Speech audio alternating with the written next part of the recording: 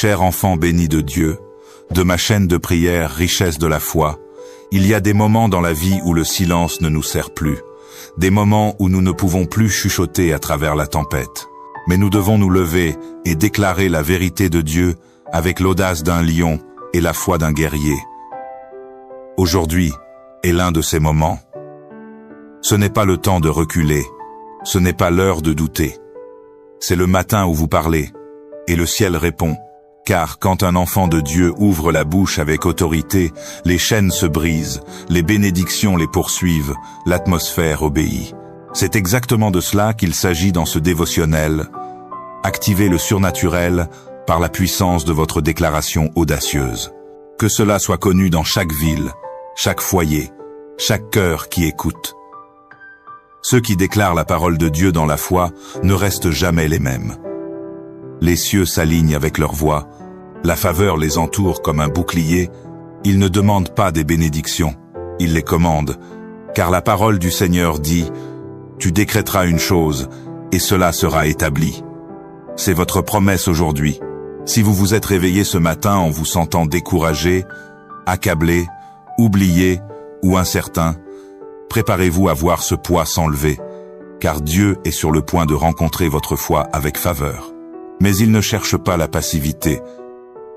Il recherche ceux qui parleront avec confiance sacrée, qui s'appuieront sur sa parole comme si elle était inébranlable, car elle l'est.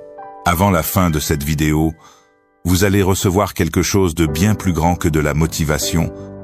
Vous allez recevoir un alignement divin, une clarté du royaume, de l'huile fraîche pour votre esprit, une paix surnaturelle, et oui, des bénédictions tangibles qui apparaissent dans votre vie réelle. Car Dieu n'est pas seulement un faiseur de promesses, il est le gardien des promesses, le briseur de chaînes, celui qui ouvre des portes que personne ne peut fermer. Chaque personne qui choisit de s'engager dans cette prière du début à la fin entre dans quelque chose d'éternel. C'est ici que l'échange divin se produit. Votre inquiétude pour sa sagesse, votre peur pour son feu, vos limitations pour son abondance. Et laissez-moi vous dire, cette vidéo n'est pas juste du contenu, c'est un portail spirituel. C'est un appel à se lever, à combattre, à adorer, à rappeler à l'enfer que votre voix est dangereuse et que votre foi est active. Il est temps de déclarer non pas avec timidité, mais avec ténacité que vous êtes béni, choisi, protégé et appelé. Alors, ne soyez pas juste un spectateur, soyez un participant. Prononcez les mots à voix haute. Engagez-vous avec chaque phrase. Si vous êtes d'accord avec ce qui est prié, tapez « Amen » dans les commentaires, non pas comme un rituel, mais comme un signal au ciel que votre cœur est aligné. Commentez maintenant « Je reçois chaque bénédiction que Dieu a pour moi aujourd'hui ». Envoyez cela à au moins 3 personnes qui ont besoin de se lever avec audace aujourd'hui. Aimez cette vidéo pour pousser cette prière vers plus de personnes qui doivent l'entendre maintenant. Abonnez-vous, car chaque matin, nous entrons ensemble dans la bataille spirituelle. Et vous ne devriez jamais affronter votre journée sans le soutien du ciel. C'est ainsi que le réveil commence, non pas dans des stades, mais dans des lieux secrets. Pas avec des foules, mais avec des individus qui se réveillent et disent « Je ne serai pas silencieux aujourd'hui. Je ne laisserai pas l'ennemi avoir le dernier mot sur mon esprit, ma famille, mes finances ou mon avenir. Je déclarerai avec audace, car mon Dieu est digne. Levez les yeux. Le même Dieu qui a parlé des étoiles dans l'existence vous connaît par votre nom. Le même Dieu qui a ouvert des mers, qui a calmé la tempête, qui a multiplié les pains et ressuscité les morts. Il vous entend ce matin. Il honore l'audace. Il répond à la foi. Et quand vous déclarez ces promesses avec conviction, le surnaturel devient naturel dans votre vie. Vous n'avez pas besoin de gagner ces bénédictions. Vous devez y accéder. Et l'accès se fait par une déclaration remplie de foi, par une louange qui perce les ténèbres, par une voix qui refuse d'être réduite au silence par les circonstances. Et c'est ce que vous ferez dans cette prière. Vous parlerez comme quelqu'un assis dans des lieux célestes.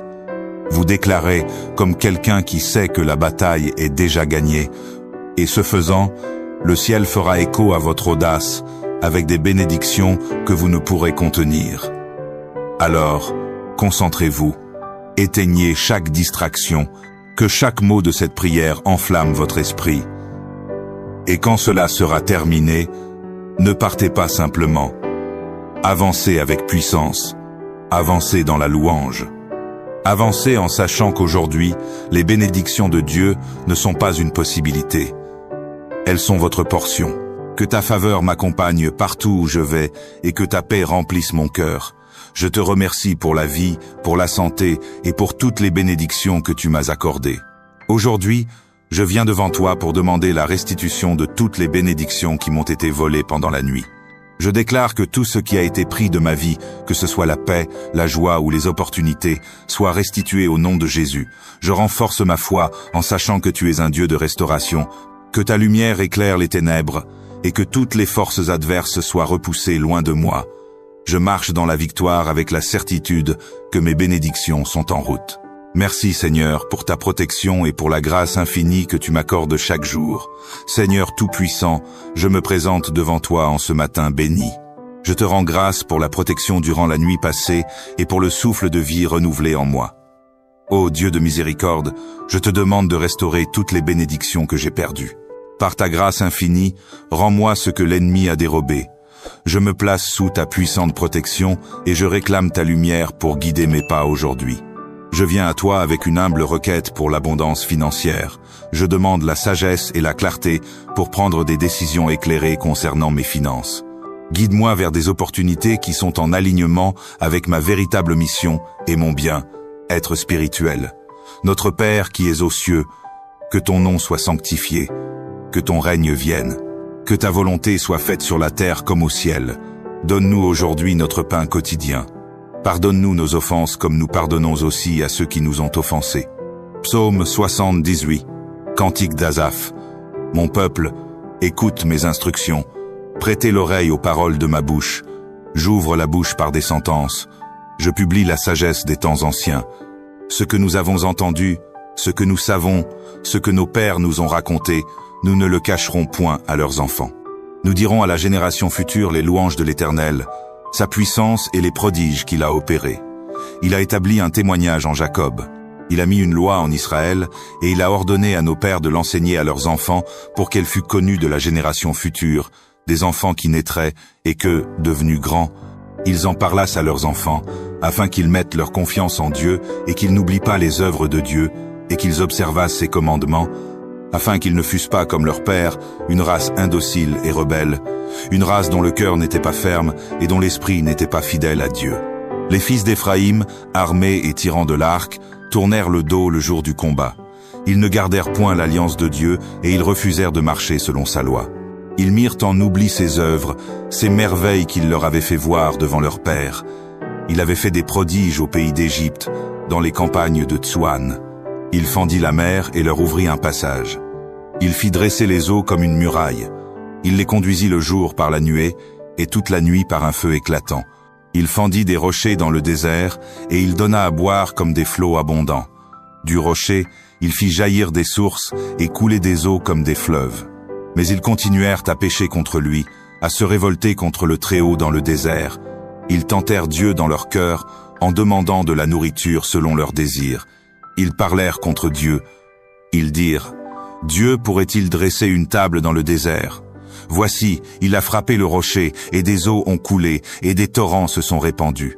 Pourra-t-il aussi donner du pain ou fournir de la viande à son peuple ?» L'Éternel entendit, et il fut irrité. Un feu s'alluma contre Jacob, et la colère s'éleva contre Israël, parce qu'ils ne crurent pas en Dieu, parce qu'ils n'eurent pas confiance dans son secours. Il commanda aux nuages d'en haut, et il ouvrit les portes des cieux. Il fit pleuvoir sur eux la manne pour nourriture. Il leur donna le blé du ciel. Ils mangèrent tous le pain des grands. Il leur envoya de la nourriture à satiété. Il fit souffler dans les cieux le vent d'Orient, et il amena par sa puissance le vent du Midi. Il fit pleuvoir sur eux la viande, comme de la poussière et comme le sable des mers les oiseaux ailés. Il les fit tomber au milieu de leur camp, tout autour de leur demeure. Ils mangèrent et se rassasièrent abondamment. Dieu leur donna ce qu'ils avaient désiré.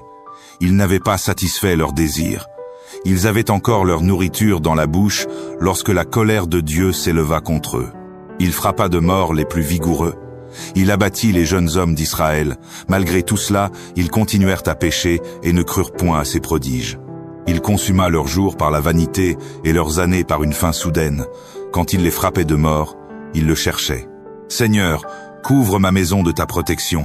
Place tes anges autour de mon foyer, de ma famille et de mes chemins.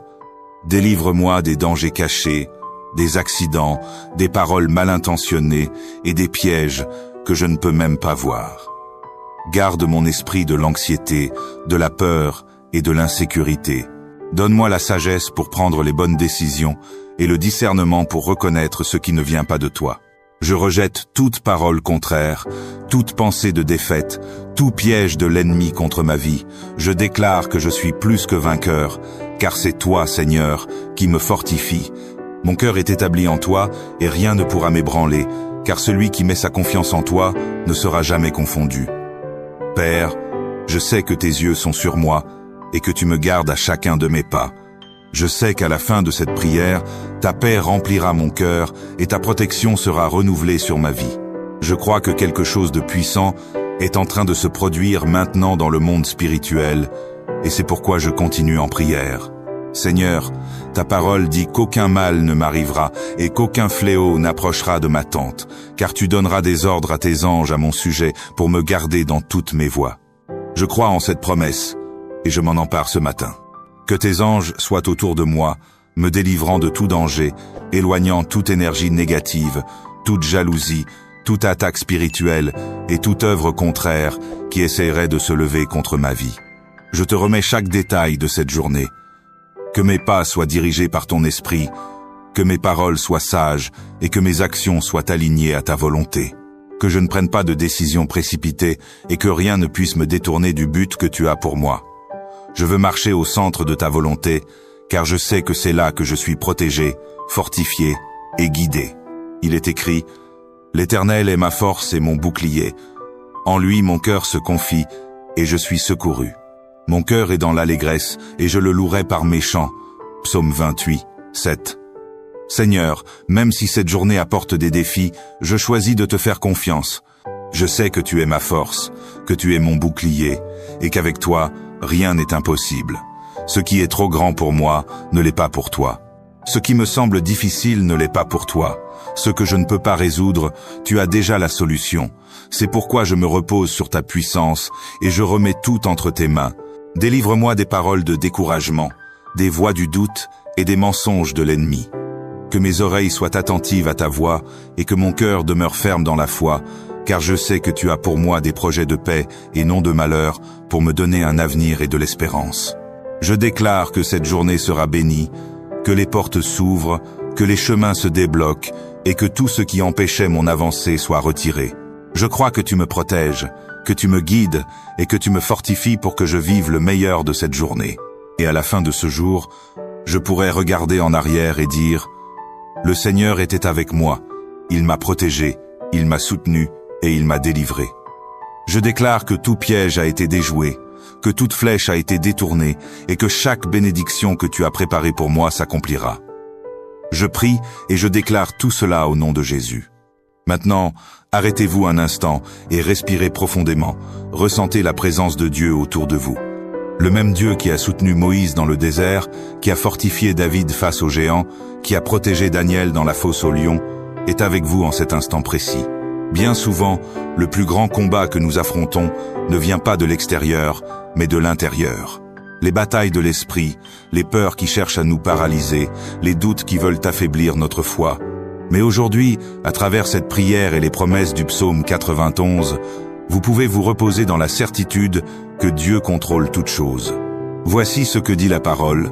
À celui qui est ferme dans ses sentiments, tu assures la paix parce qu'il se confie en toi. Ésaïe 26, 3. Cela signifie que même au milieu du chaos, de l'incertitude et des difficultés de la vie, si votre esprit est fixé sur Dieu, votre paix sera inébranlable. Peu importe ce qui se passe autour de vous, la promesse du Seigneur demeure. Prenez un instant pour réfléchir. Combien de fois avez-vous traversé des situations difficiles et, à la fin, vous avez réalisé que Dieu prenait soin de tout? Peut être que dans la douleur, vous n'avez pas compris. Mais maintenant, En regardant en arrière, vous voyez qu'il vous a protégé de mauvais choix, de décisions précipitées et de pièges cachés. Ce que Dieu veut vous dire aujourd'hui, c'est qu'il est toujours aux commandes. Peu importe l'ampleur du problème auquel vous faites face, il a déjà préparé la solution.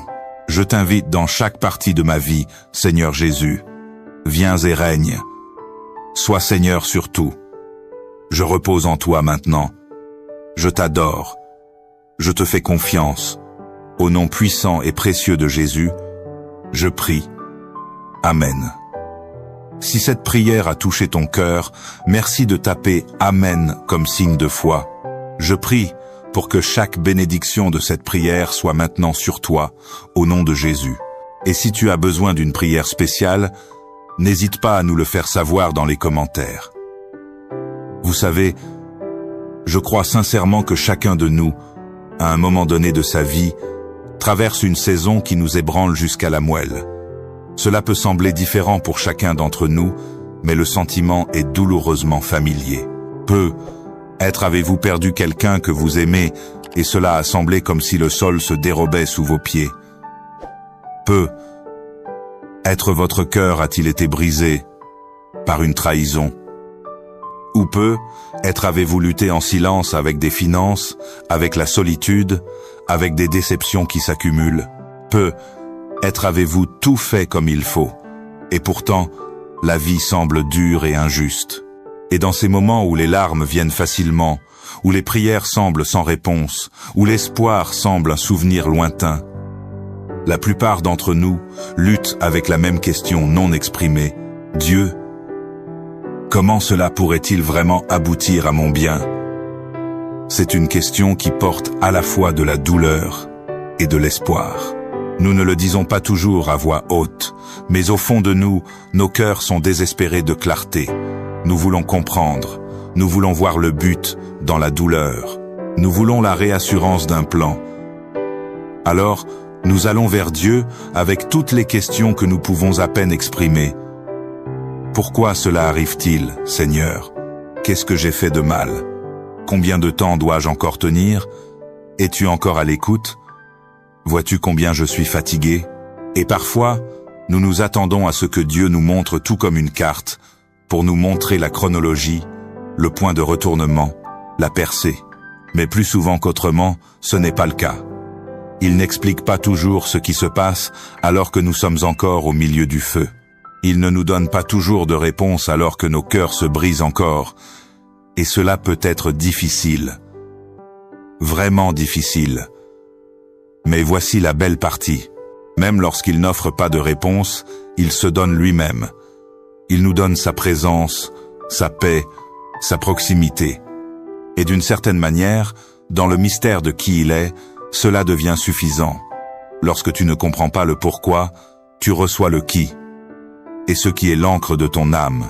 Nahum 1:7 nous dit « L'Éternel est bon, une forteresse au jour de la détresse, et il connaît ceux qui se confient en lui. » Oui, l'Éternel est bon. Il est bon même dans les pires jours, même quand tes prières semblent frapper le plafond, même quand ta force est partie et que ta foi se sent fragile, il est ta forteresse, et il connaît ceux qui se confient en lui. Ce mot « connaît » signifie qu'il te voit intimement. Il comprend tes larmes, tes peurs, ta foi silencieuse qui s'accroche à lui-même quand rien n'a de sens. Psaume 55. 22 dit « Décharge ton fardeau sur l'Éternel, et il te soutiendra. Il ne permettra jamais au juste d'être ébranlé. Tu n'étais jamais destiné à porter le poids du monde sur tes épaules. Tu n'étais pas conçu pour traverser des tempêtes seul. Dieu veut que tu décharges tes fardeaux sur lui parce qu'il est fort. Et non seulement il portera le fardeau, mais il te portera. Il ne promet pas de retirer chaque tempête, mais il promet de te soutenir au milieu de celle-ci. Il ne changera pas toujours la situation immédiatement, mais il te changera. Il te renforcera, te stabilisera et te façonnera à travers ce qui était censé te briser. Quand la vie ressemble à une bataille, quand tu te réveilles fatigué, quand il te faut tout donner juste pour te présenter, c'est alors que tu dois te rappeler qui est Dieu, pas qui tes émotions te disent qu'il est. pas qui tes circonstances le font apparaître, mais qui sa parole dit qu'il est. Il est ton refuge, ton lieu de cachette. Il est ton défenseur, celui qui se bat pour toi. Il est ta paix. Il est fidèle quand les gens te déçoivent. Il est le commencement et la fin, l'auteur de ton histoire. Il est bienveillant quand tu es brisé. Il est patient quand tu doutes. Il est miséricordieux quand tu as honte. Il est proche quand tu te sens oublié. Alors, ami, quelle que soit la saison dans laquelle tu es, je veux t'encourager. Fais-lui confiance. Approche-toi même quand ça fait mal. Tu n'as pas besoin d'attendre que les choses s'améliorent pour adorer. Tu n'as pas besoin d'attendre le miracle pour l'aimer. Cherche-le en plein milieu du désordre. Laisse ton cœur être attiré par lui, non seulement à cause de ce qu'il peut faire, mais à cause de qui il est. Nous avons besoin de lui chaque jour. Sa miséricorde nous rencontre chaque matin. Sa grâce ne s'épuise pas. Élève-moi, Seigneur, et place-moi dans une position d'honneur, non pas à cause de qui je suis, mais à cause de qui tu es. Tu es mon libérateur, mon sauveur, et je fais confiance à ce que tu me sauveras de chaque situation qui cherche à me faire tomber. Je connais ton nom, et je t'ai appelé dans mes moments de besoin, et tu m'as toujours répondu. Je fais confiance à ce que tu continueras de me répondre, que tu seras avec moi dans chaque épreuve, et que tu me sortiras avec honneur. Ta présence dans ma vie est ma plus grande bénédiction, et je suis reconnaissant pour ton amour, ta protection et ta délivrance. Satisfais-moi d'une vie longue et épanouissante, Seigneur. Je ne veux pas seulement vivre longtemps, je veux vivre une vie pleine de ta présence, de tes bénédictions et de ta paix. Montre-moi ton salut dans chaque domaine de ma vie, Seigneur. Fais-moi voir ta main à l'œuvre dans mes relations, mon travail, ma santé et mon parcours spirituel. Je veux expérimenter la plénitude de ton amour et la richesse de tes bénédictions dans chaque aspect de ma vie quotidienne. Alors que je traverse chaque jour, que je sois toujours conscient de ta présence, toujours reconnaissant pour ta provision et toujours joyeux dans la connaissance que je suis aimé par toi. Je repose dans tes promesses, Seigneur, sachant que tu es avec moi maintenant et pour toujours. Avant de continuer avec notre prière, cher enfant béni de Dieu, prenons un moment pour écouter la parole de Dieu une fois de plus. Prenons un instant pour réfléchir à un passage puissant des Écritures trouvé dans 2 Corinthiens 10, 3-5. En effet, bien que nous marchions dans la chair, nous ne combattons pas selon la chair. Les armes de notre guerre ne sont pas charnelles, mais puissantes en Dieu, pour renverser des forteresses, abattre des arguments, et toute hauteur qui s'élève contre la connaissance de Dieu, amenant toute pensée à la captivité à l'obéissance de Christ. Ce passage ouvre nos yeux sur une vérité très importante. Bien que nous vivions dans ce monde physique, les batailles que nous affrontons en tant que croyants ne sont pas seulement physiques ou émotionnelles, elles sont spirituelles. Elles vont plus loin que ce que nous pouvons voir de nos yeux ou ressentir dans nos corps. Oui, nous vivons dans la chair. Nous avons un corps. Nous allons travailler. Nous côtoyons des gens. Nous faisons face à des luttes. Mais nos plus grandes batailles ne sont pas réellement contre des personnes ou des circonstances. La vraie guerre se déroule dans le royaume spirituel. Et cela signifie que nous ne pouvons pas nous battre comme le monde se bat. Quand le monde se sent attaqué, il riposte par des mots, manipulation, force ou vengeance. Mais nous ne sommes pas appelés à combattre de cette manière. Nous ne combattons pas des personnes. Nous combattons les ténèbres qui opèrent dans l'ombre, les mensonges, les tentations, la peur, la confusion. C'est là que se trouve la vraie guerre. C'est là que l'ennemi est le plus actif. Et parce que c'est une guerre spirituelle, nous devons utiliser des armes spirituelles. Paul écrit « Car les armes de notre guerre ne sont pas charnelles ». Ce mot « charnel » signifie de la chair ou terrestre. En d'autres termes, nous n'utilisons pas de stratégies humaines ou d'outils physiques.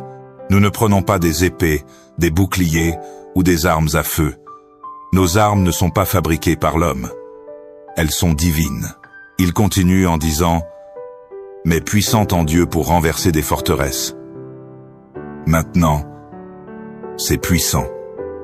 Dieu t'a donné des armes qui sont puissantes, non pas dans ta propre force, mais puissantes en lui.